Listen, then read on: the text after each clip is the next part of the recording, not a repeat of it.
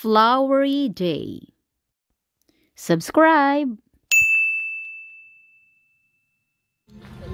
Hello my friends! I'm Lily Najuma and today pumunta kami sa Waldchulsan Chrysanthemum Festival and napakaganda ng mga moms dito. Sobrang dami ang tanim nila and ang place na ito ay sobrang malawak. Kaya't I took a lot of pictures. And kasama ko yung mga kasamahan namin sa church. Ito, kasama ko sa church. Ito naman ay group picture namin. Ang saya-saya pag madami, di ba? Say kimchi!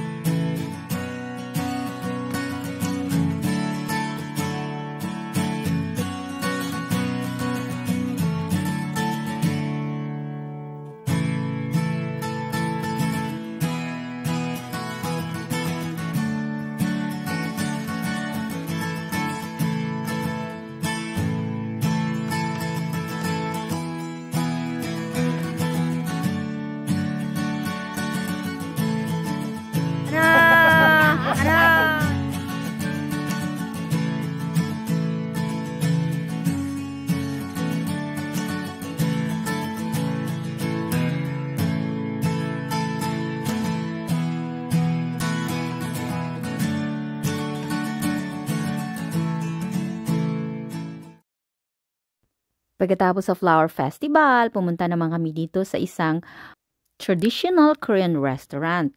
At ang pinaka-specialty nila ay ang dried acorn jelly.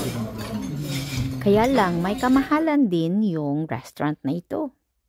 At ito naman, ang makikita ninyo in background is the majestic Waldchulsan. At ito na yung last stop namin for the day. Ito ay Nammiroksa. Ito ay Buddhist temple at ito ay famous kong spring dahil sa mga bulaklak na azaleas. And here ends my flowery day story and thank you for watching.